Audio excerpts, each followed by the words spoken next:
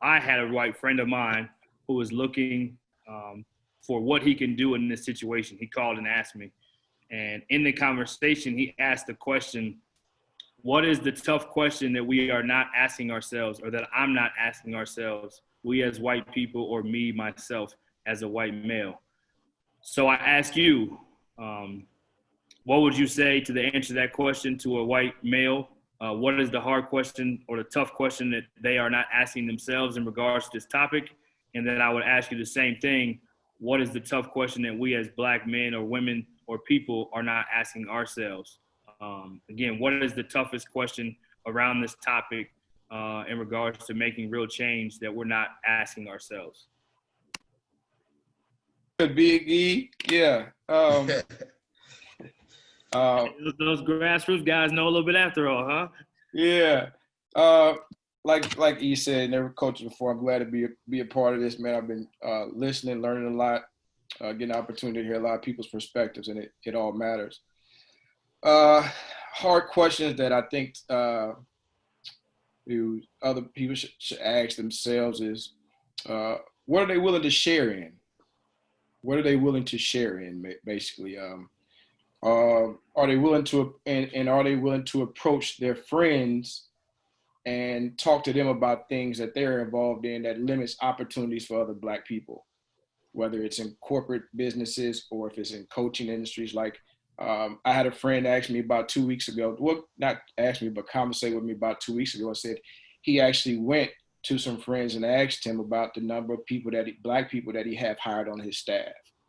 The resumes, how many resumes. I don't know if y'all know or not, but when things went a few months ago, when things started going crazy, if you hadn't heard the rumor, like Coach Sampson at the University of Houston, I heard that he went back and he asked a lot of different coaches in the programs, how many Blacks do you have on your staff?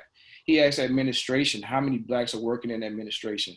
Like, are you willing to do that to some of your friends and colleagues to understand, like, there needs to, in order to be able to help other people, you have to be able to share in some resources, per se.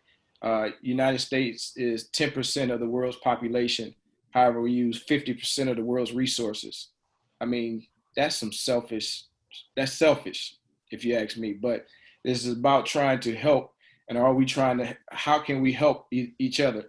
Jim Hicks is on here. He has the Chop Shop. He has a Black-owned media company that gives out information. Are some of your colleagues willing to invest in his Chop Shop, for Black media, to be able to help other Black people to be able to have some understanding where they don't have to hear CNN all the time. They hear different perspectives, and he's been doing a great job on that with him and Rob Hatter. I do some small things myself, but I'm not going to put that out there. In regards to what are we asking of ourselves and need to do of ourselves, I would say to Black people, you need to find some Black ice. Find Black ice. Taste it. Enjoy it. Love yourself. Find some, stop thinking that everybody's got, you got to hear one group over another. Power respects power. And in order to be able to get power, you have to be able to love yourself and learn how to galvanize yourself and grow as a community. When you grow as a community, things happen. He's talking about police reform. Everybody's screaming about police reform, which is a good thing.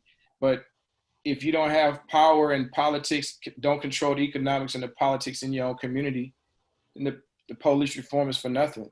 People are going to go back to doing what they usually do. So that's what I would say right there is, but we start talking about, and for those that don't know, we, Black people always say, oh, we think that, white ice is better. They got colder ice and colder water than we do. So I told Black people, you need to taste it and enjoy it. And it's okay. But that's what I say to ourselves. So thank you. Being in a biracial marriage, your children will be mixed. They will grow up in a world differently than someone who has just one race. Will you teach your kids to see color or to be colorblind, or that there's power in color? And how will you prepare them in a country that is struggling with inequality and social justices? I try to view all things with a gospel-centered worldview. And, that reality frames my thinking, that the notion of colorblindness is not something that we should strive for. The fact of the matter is we are different, and God not only accepts our ethnic differences, but he actually rejoices in them. There's something about the differences that we all have that help display, the majesty of God. So I don't believe that, we should strive or teach, that we should live in a quote colorblind, society. I have a 21-year-old black stepson, who I call my own, and a 3-year-old biracial daughter.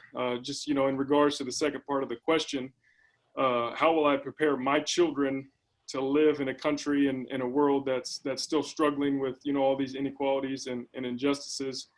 I think for me, it's two things in particular. Number one, we need to teach that every person is created after the image of God and therefore has an inherent worth, an inherent value, and an inherent dignity. And number two, we need to teach them that this world is broken, but that God has equipped us to work towards mending that brokenness. That he wants to use my children and your children. As Mr. Hicks talked about, the leaders in the civil rights time were young. God wants to use our children as his instruments, to make all things new. And that's our responsibility, and it's their responsibility. So for me, if we aren't training ourselves and our children to one, recognize, that brokenness and the injustices therein, then and also to do something about it, then I think we're failing them. And I think that's just kind of the quickest way that I can answer both of those two questions. So to my question to Lowe is, with the recent rise in the awareness of just the realities of, all of this systemic injustice, as we've said earlier, I also see a rise in genuine interest, from whites who had previously pushed these issues aside. So my question would be, what do you really want to communicate to the well-intentioned people who now are finally wanting to listen and to help? My response to that, to my communication with them would be like, know that it's not just us, but at the same time, I am an advocate of looking at myself and my group first, and seeing what we can do to collectively build ourselves. But at the same time, I would need you all as an ally to understand that I need you to, like what we've constantly talked about today, I need you to talk to your friends in your group in order to help them to understand whatever changes need to be done. I can't go to your group or to a certain group and they're going to listen to me. I'm basically an outsider to them. But when you go to your own group, it's a whole lot easier for you to be internally, to be able to change, work within, to be able to get everybody to understand the concepts about what needs to happen and what needs to change. So that would be my communication as far as trying to see as far as how to help and what you can do is basically basically to have a listening ear, but for more than anything is to be able to understand, to see that there's an issue, and it's all about pretty much throughout what I've understood, I've listened to for the most part of our conversation tonight, it's about opportunity. It's about extending and giving people opportunity to allow themselves to be able to provide as well. So that's what I would say. Is just give us a chance. But again, like I said, I'm an advocate, and I'm one of the, for my group, for Blacks, I'm harder on probably us than most people are, because I'm about self.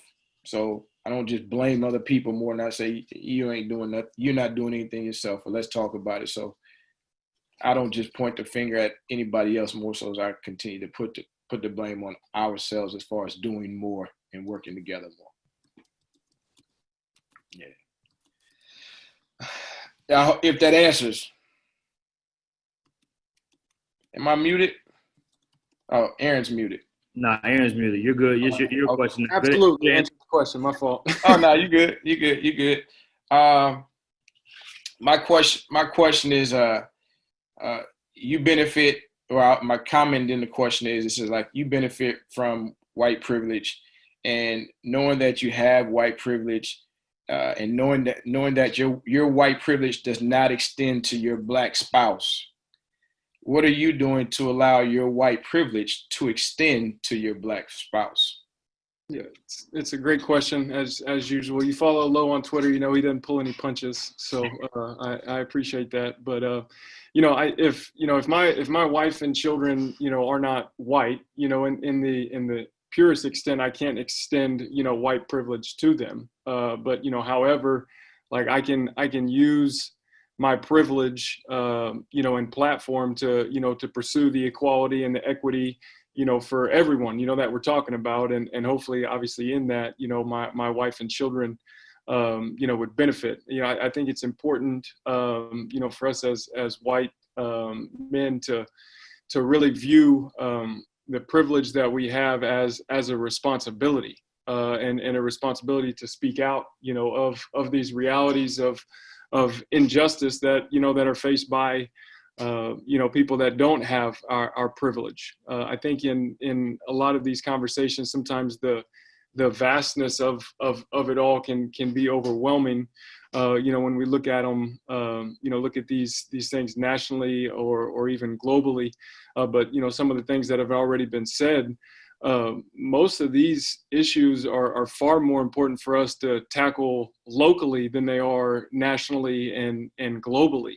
Especially police brutality. I think as a white man with a Black son, the issue of police brutality is like really important to me. The first time when he was 16 years old, that I as a white man had never had to think about, hey, if you do get pulled over, like this is what you need to do. And so I think that issue for me is really important. So kind of to answer your question as far as like what will I do, or what can I do? I believe like in the past, and I also want to continue to try to use my privilege to really bridge the gap locally between young Black men and law enforcement.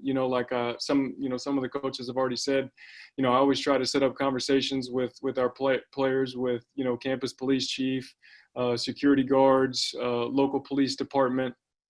Even have one of my best friends who was a teammate of mine at Prairie View. He's a police officer in one of the toughest neighborhoods in the nation, in California. And, we already have conversations set up to where, he can kind of share his perspective, one, as a police officer, but, also two, as a Black man. And I know that he, wants to listen and to help, my players feel and be heard, and that's what's just so important. And in all of this, I guess, with my privilege and this issue in particular, like just really wanting, our local police to see my Black players not as basketball players, not as anything other than as men, and having those conversations with them, also wanting my players and my son to see, them as men and women, and that's just one way in particular that I really, want to use that privilege and with it, hopefully pursue, equality, pursue equity, that my non-white, family members would benefit from. So I hope that, answers your question. No, it's good. That helps. I appreciate that. It gives me some more insight to look at, things to look at. So I'm all right.